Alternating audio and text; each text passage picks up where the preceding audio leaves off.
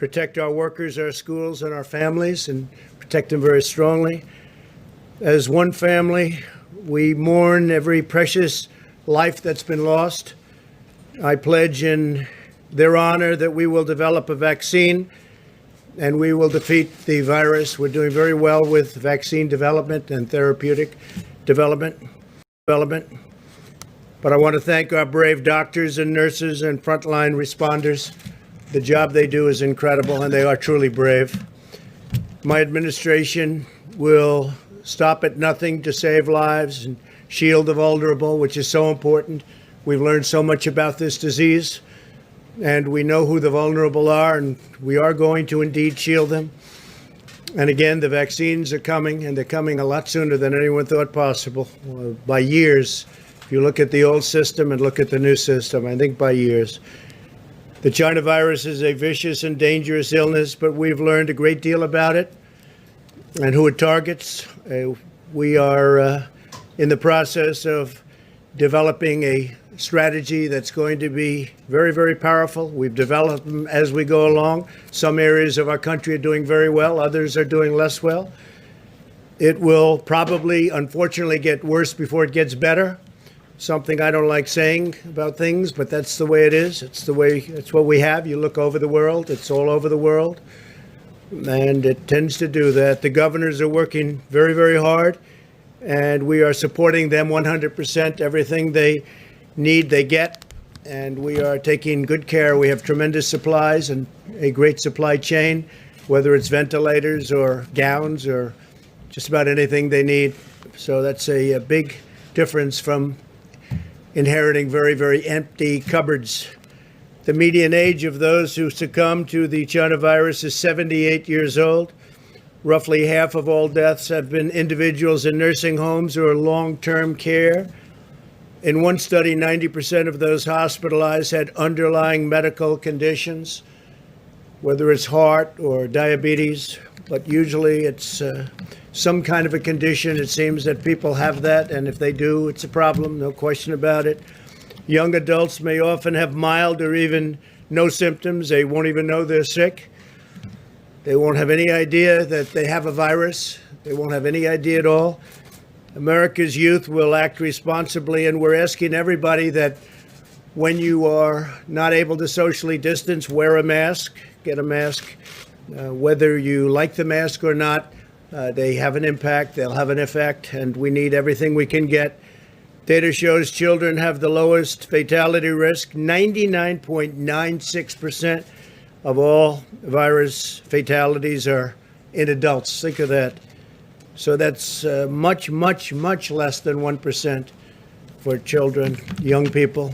By understanding these risk profiles and learning how to treat the disease, we've been able to greatly reduce mortality in the United States. In fact, we'll show you a chart and how well we do compared to the rest of the world. We have several treatments already available that significantly reduce the severity and duration of the disease, including remdesivir, which has been very successful, and a widely available steroid treatment. And we have many more happening and coming out. We've learned best practices for treatment of the virus at every stage and have shared these findings with medical providers, and we've shared them all over the world. The relationship with other countries has been very strong. We're all working together. This includes ensuring all hospitals are aware of the importance of different approaches to oxygen treatment, including high flow oxygen, the importance of steroid treatment for those on ventilators. And when you're on a ventilator, we've learned a tremendous about the use of the ventilator. And at the beginning, people never had an experience like this, where we needed so many ventilators so fast, and even the use of the ventilators. But the doctors have become incredibly, and nurses and helpers have become incredibly good at the use of a ventilator, which is actually a very complicated procedure. And allocating remdesivir to hospitals based on new admissions, since it works best early in hospitalization. And that's something that they've really started. They're using it much earlier.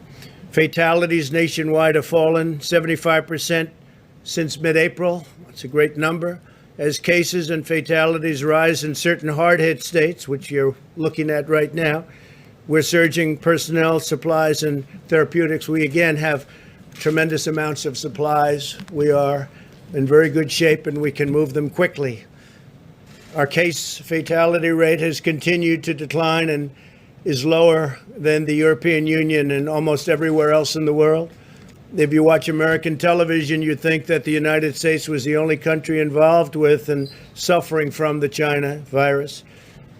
Well, the world is suffering very badly. But the fact is that many countries are suffering very, very, very badly. And they've been suffering from this virus for a long time. We've done much better than most. And with the fatality rate at a lower rate than most, it's something that we can talk about, but we're working again with them because we're helping a lot of countries that people don't even know about. I get calls all the time asking for help, especially as it pertains to the ventilators. They need help with ventilators. They have to get them. They're very hard to get. We're making thousands now a month, thousands of ventilators a month. It's been quite amazing. We keep doing the good job and things will get better and better. We'll be putting up charts behind me showing different statistics and different rates of success. And I guess you could say also things that we can do better on. But you'll see them. They'll be put up as we go. In April, the average age of individuals who tested positive for the virus was over 50 years old. Today, the average age is significantly younger. Hospital lengths of stay are almost half of what they were in April. So the stays are about half. The rate of cases requiring hospitalization has been reduced, and mortality among those admitted to the hospital is nearly one half of what it was in April. We've learned a lot. We've learned a lot about this disease, how to handle it. The doctors have learned a lot, not only in the use of the ventilators, but in many other things. And things are happening, too, like the remdesivir and other elements, steroids, etc. But these trends could change without our continued and relentless focus. And that's what we have. We have a relentless focus, and it's been that way from the beginning. But we've learned so much. As you know, in recent weeks, we've seen a concerning rise in the cases in many parts of our South. You look at South, Southwest, and West. This growth in cases first began to appear in mid-June, primarily among 18 to 35-year-olds, many of whom were asymptomatic. We're also facing the challenge of a significant spike in virus cases across the rest of the Western Hemisphere, including Mexico. Mexico's been hit very, very, very hard. As you know, the president, a great gentleman, was here 2 weeks ago, and they have really been hit hard.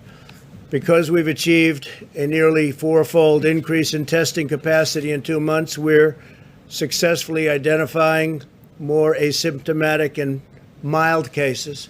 Some cases so mild that you really don't even treat them. Some cases with children where they don't even know that they're ill. And I guess they're not very ill because they recover almost immediately. Per capita, the U.S. is conducting 50% more tests than Europe. And we've conducted nearly 3 times as many tests as all of the other countries in the Western Hemisphere combined. Be over 50 million tests. This allows us to isolate those who are infected, even those without symptoms, so we know exactly where it's going and when it's going to be there. We're also working to reduce turnaround time. My administration has been aggressively responding to case growth in the Sun Belt, and we continue to do so, working very close with all governors, but right now, in particular, those governors. We're coordinating closely with hospitals and governors. In the last 3 weeks, I've sent senior officials into 9 states to meet with governors and provide recommendations to the various leaders of the state, including hospital administrators, etc. My administration currently has 0 unfulfilled requests for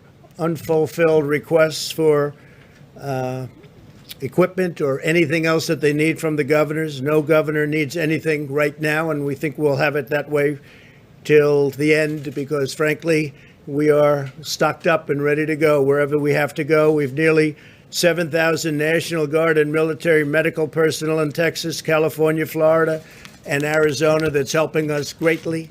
I want to thank them very much. The military has been fantastic. We're closely monitoring hospital capacity in these states. Hospitals are open for elective surgeries and other procedures. So hospitals are open for elective surgeries. We want Americans to get the medical treatments they need. All of the governors we've spoken with say they have enough bed capacity. That's a great thing.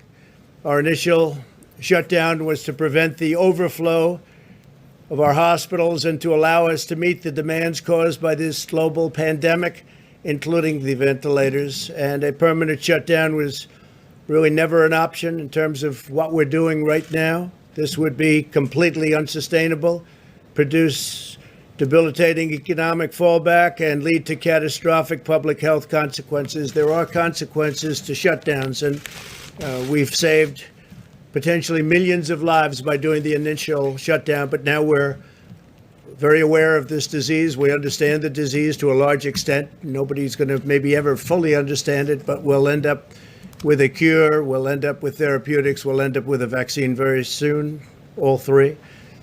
We're instead asking Americans to use masks, socially distance, and employ vigorous hygiene. Wash your hands every chance you get while sheltering high-risk populations. We are imploring young Americans to avoid packed bars and other crowded indoor gatherings. Be safe and be smart.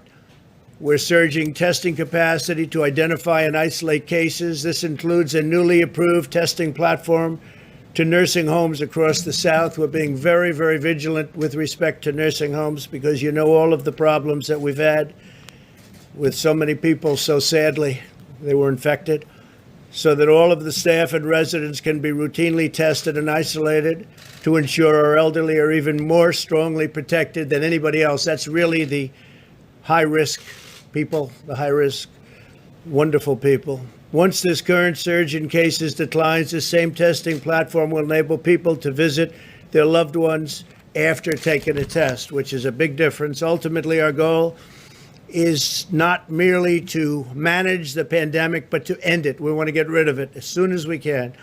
That is why getting a vaccine remains a top priority. 2 vaccine candidates are entering the final stage of clinical trials this month.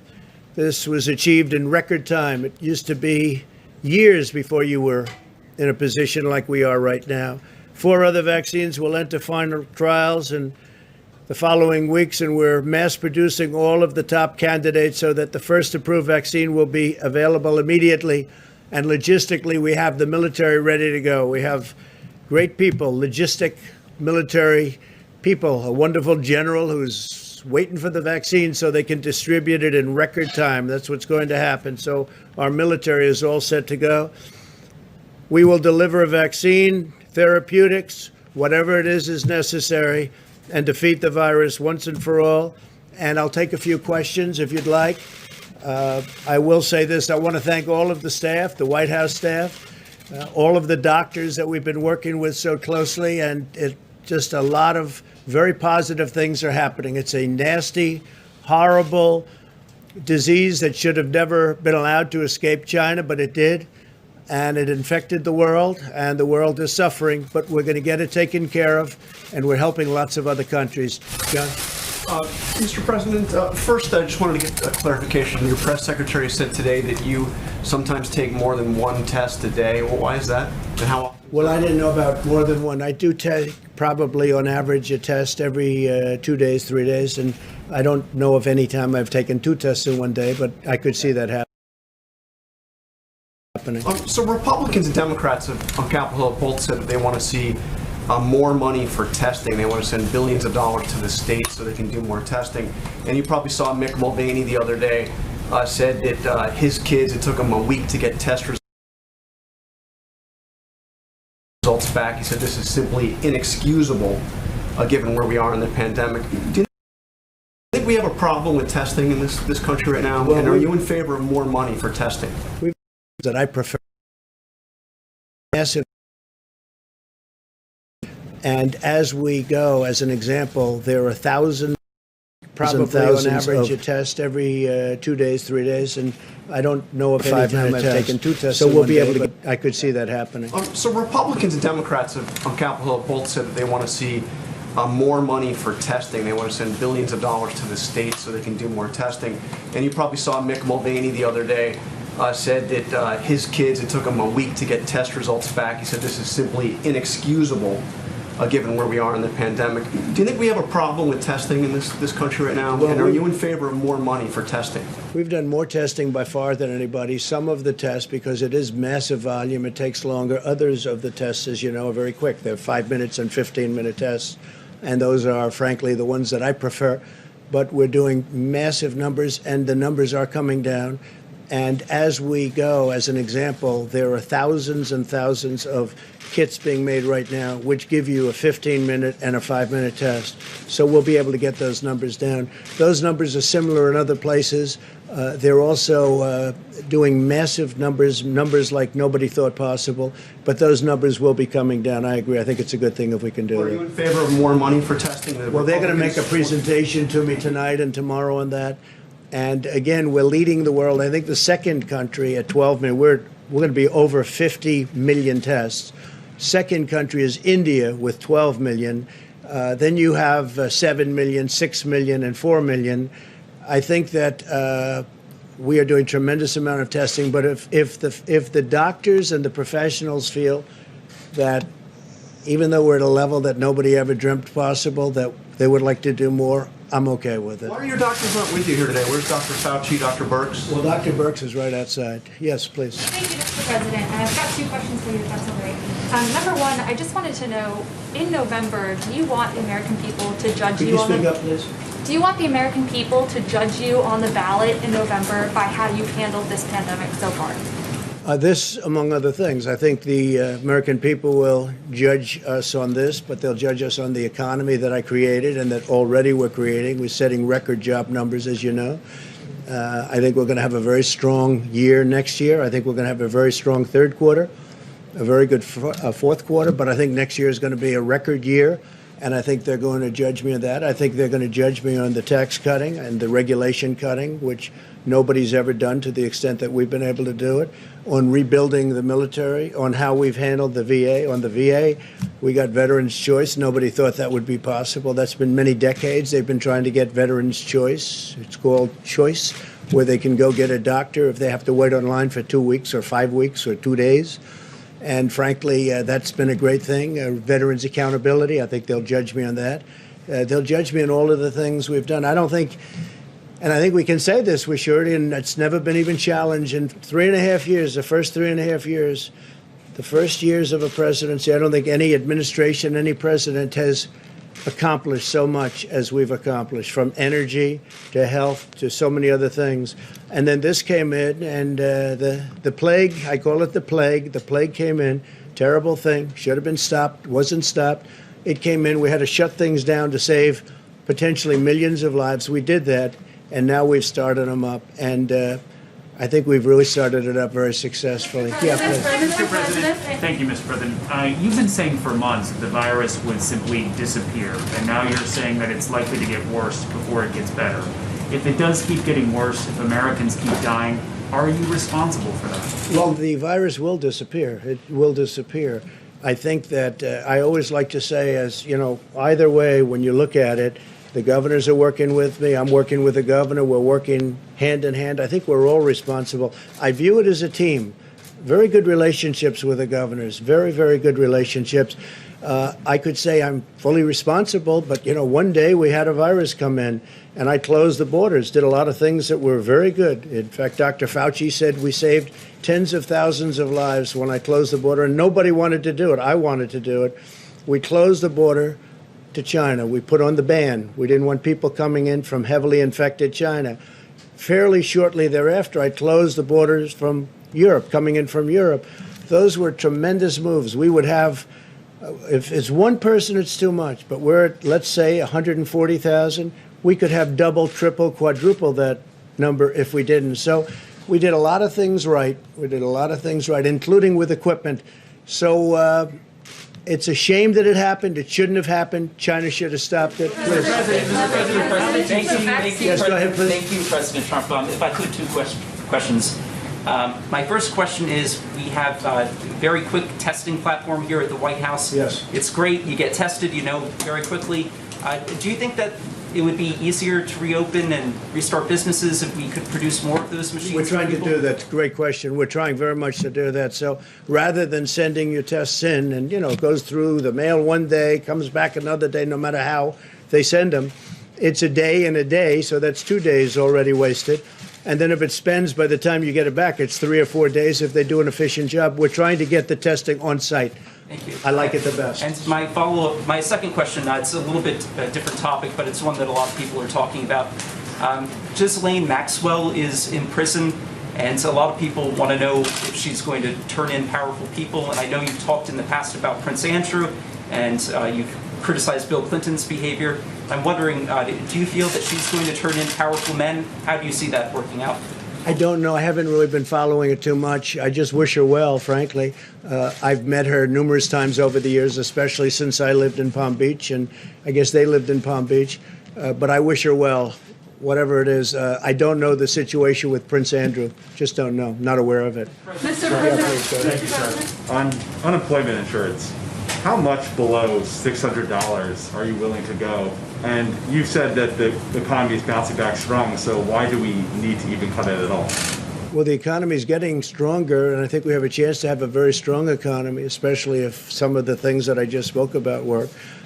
We want to have people go back and want to go back to work, as opposed to be sort of forced into a position where they're making more money than they expected to make, and the employers are having a hard time getting them back to work.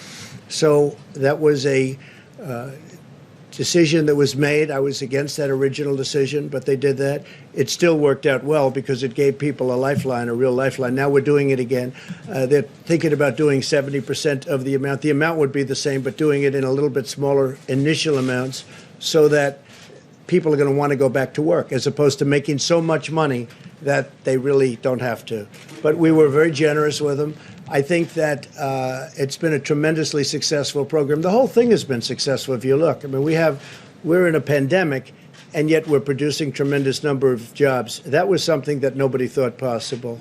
Okay, please. Mr. President, thank you very much. Yesterday you said that wearing a mask was an act of patriotism.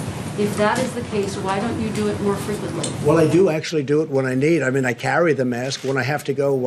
I went into Walter Reed Hospital the other day. I have the mask right here, and I carry it, and I will use it gladly.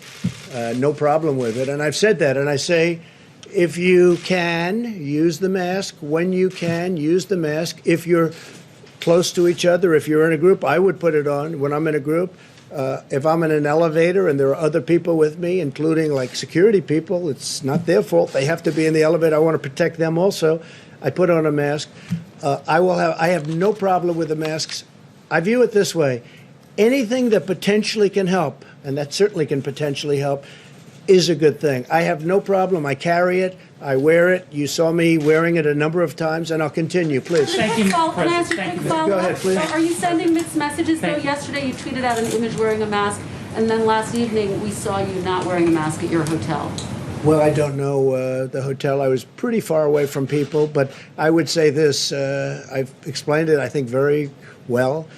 If you're close together, I would put on the mask. And if you're not, I would say that if you're, for instance, I'll see, like here, you've been all tested, I've been tested. Oftentimes I'll be with people that are fully tested, I've been tested. In theory, you don't need the mask.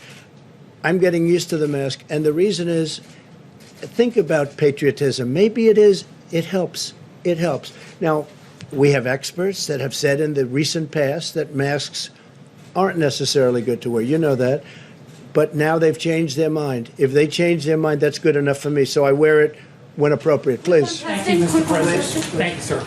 A lot of Americans, though, may be surprised at your change of tone over all of this, a more perhaps realistic tone. Some would look at it that way.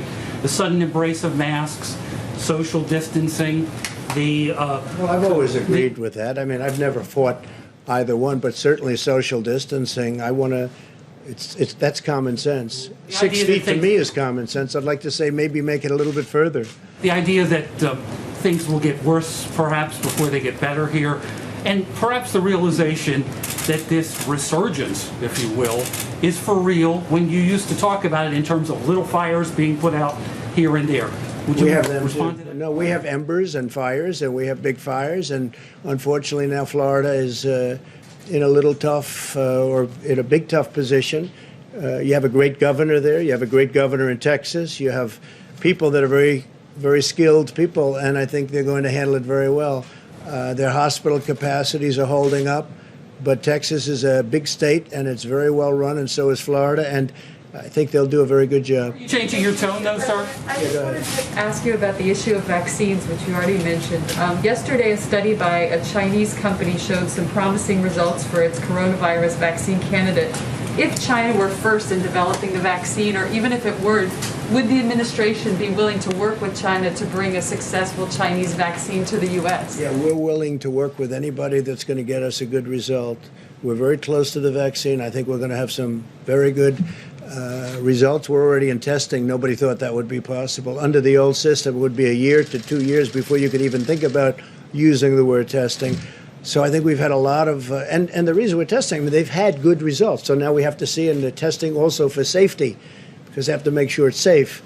And I think you're going to see something over the next fairly short period of time, maybe very short period of time, having to do with therapeutics and vaccines that are very good. So we'll be doing these quite often. We're going to keep you abreast of this, and we'll also talk about some of the other topics like our economy, which is doing well. The stock market had another good day. I think they have a good day because they see a lot of positive things happening on this front too. Thank you very much. Thank you. Thank you.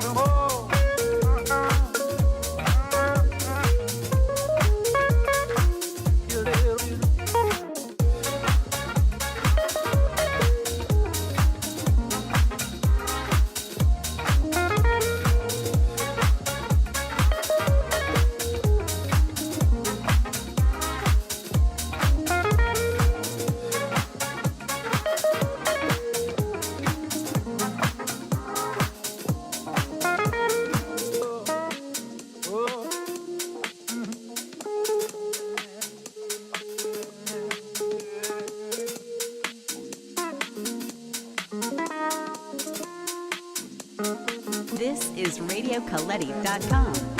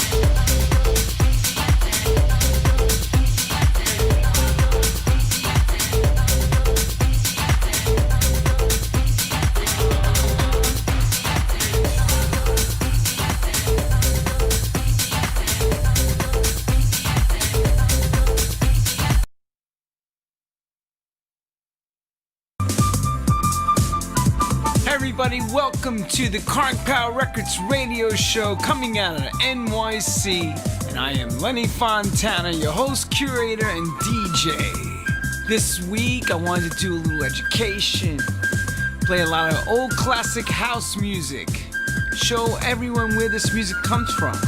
It's important to keep the legacy alive. And the first track I'm playing right behind me is from the godfather of house who's no longer with us, Frankie Knuckles, with the Whistle Song.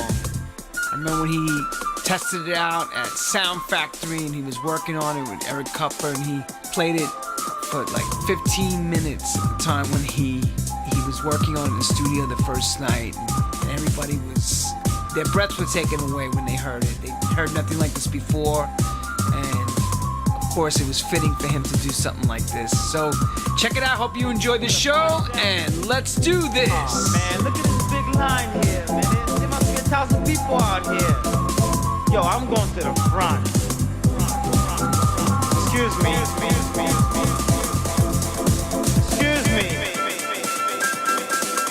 Excuse me. Hey, come on, buddy. Come on. You're stepping all over my shoes. Come on, stop. We're here.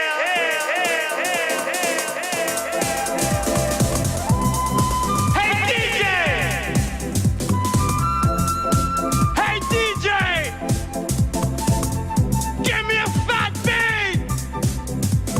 Yeah. Give me a fat beat!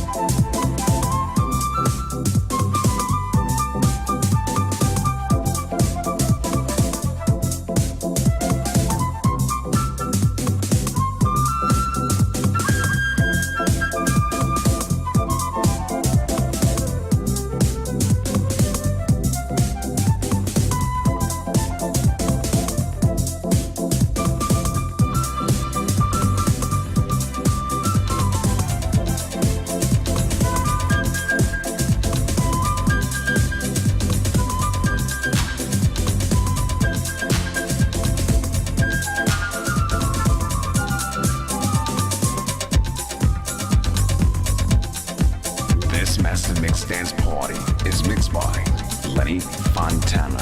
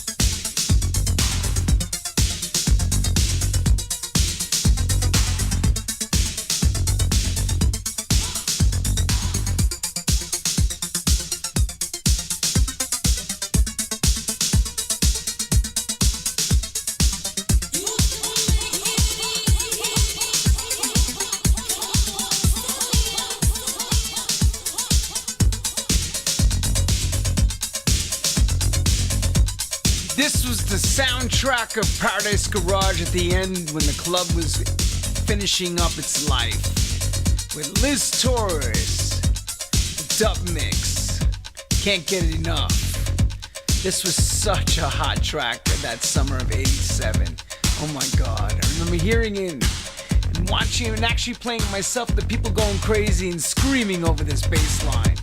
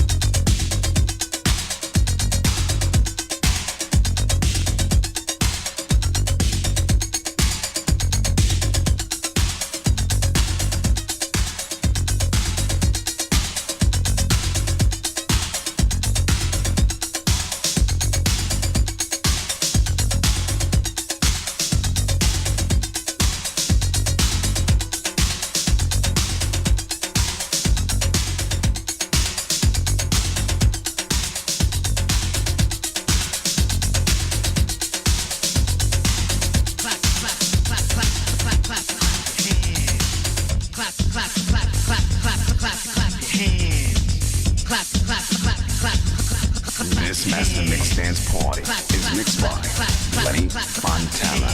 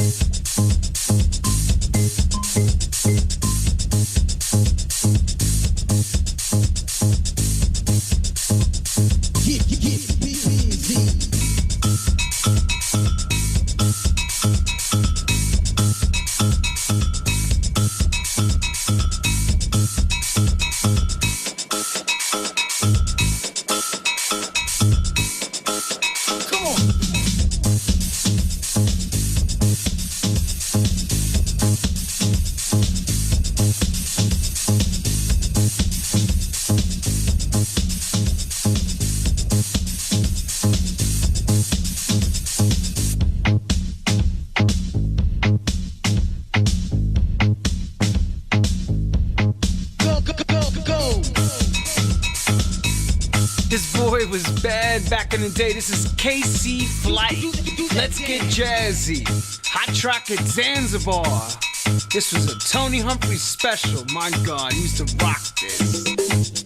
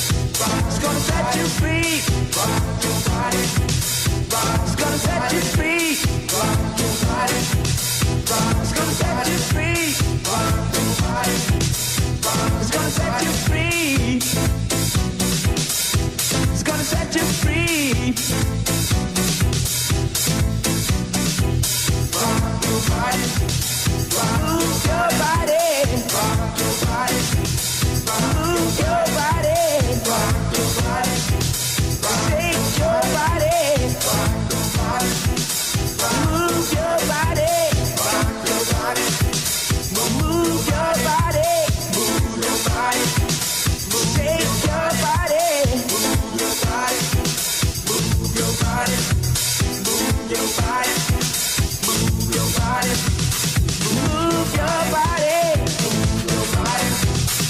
shake your body, Another Chicago legend, Marshall Jefferson, the house music anthem, Move Your Body. Originally on Trax Records, 1986. Incredible.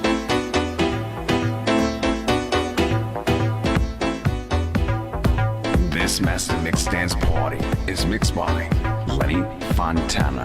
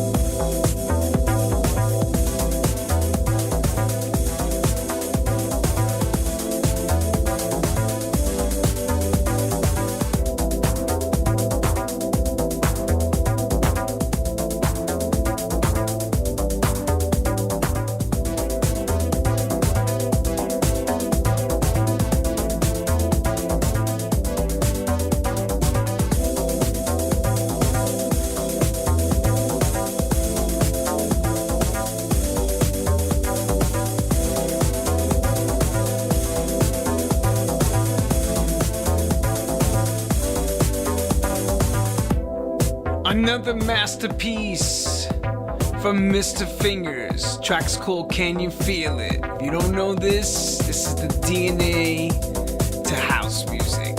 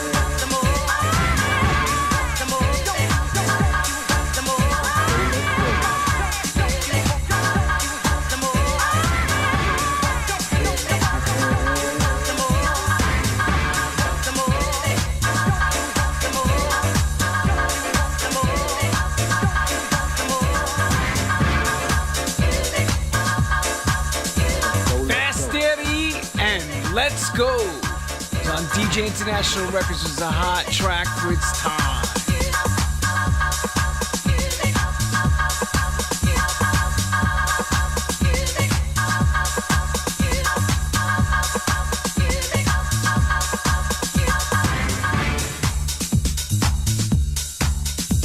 Let's go. Let's go, let's go. Let's go, let's go.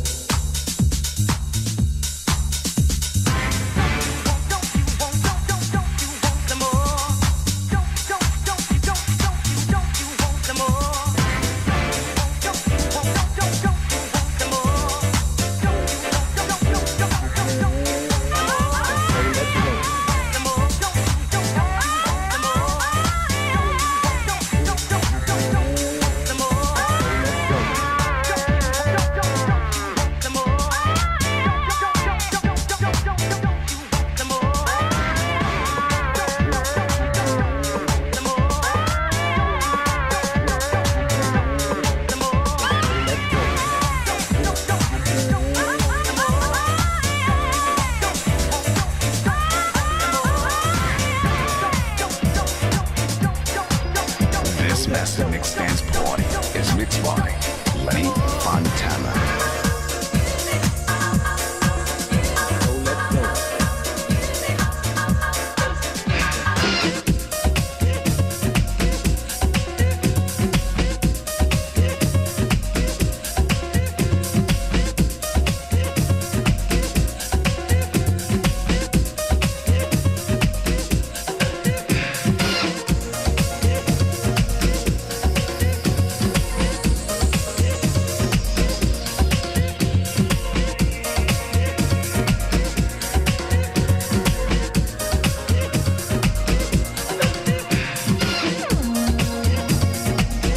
Didn't know and remember Jazzy M. He's another good friend of mine. He had this bet with Richie Rich that he can maybe not do a house track. I don't remember exactly the story, but I do remember him telling me that. And this is what came out, Salsa House, and Jazzy M put it out first in the UK, and it became a big record.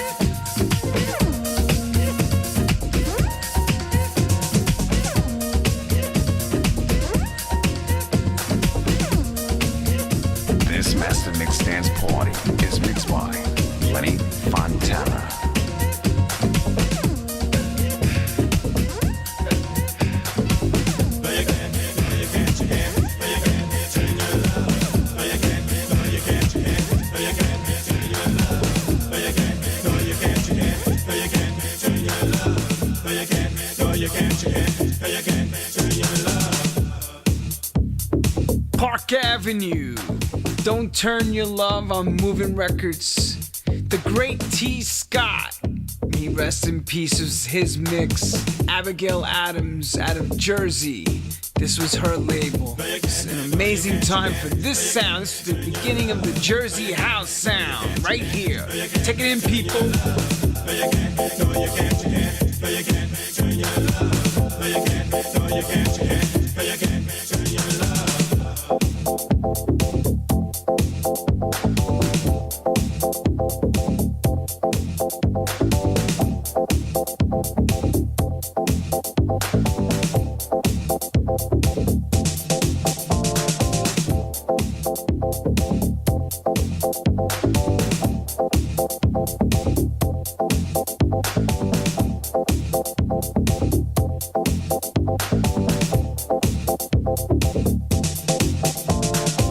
There's plenty of times when I didn't know when we made a date if you would show. So I had to sit back and start to realize I might not be the only guy. Don't turn your love. Whoa, whoa, don't turn your love. Don't turn your love. Oh, whoa, whoa, don't turn your love. I switched doors, I brought you flowers. I long to see ya every hour. But when it's time for you and I, you take my love and you throw it on the side. Don't turn your love. Whoa, whoa, don't turn your love. Don't turn your love. Oh, whoa, whoa, don't turn your love.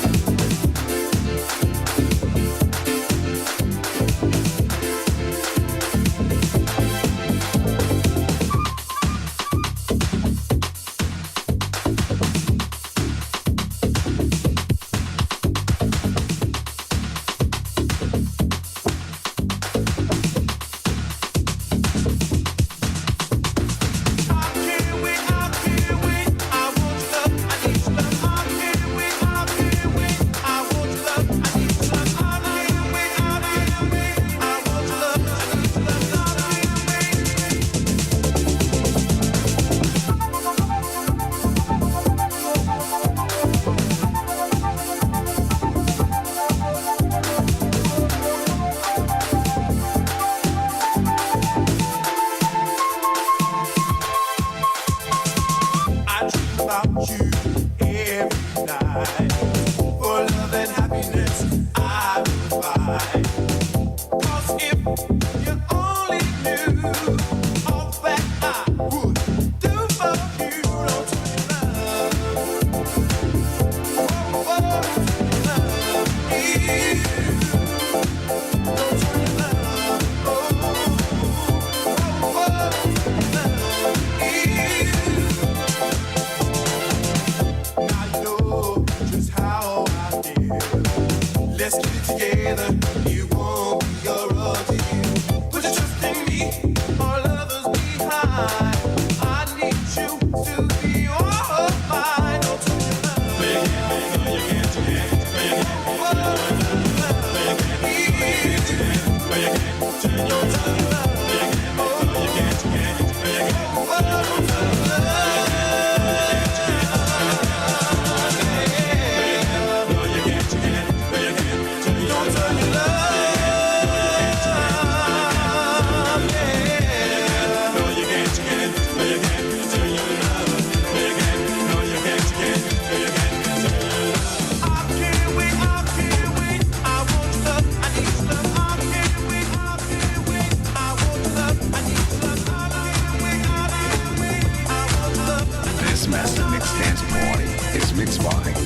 Lenny Fontana.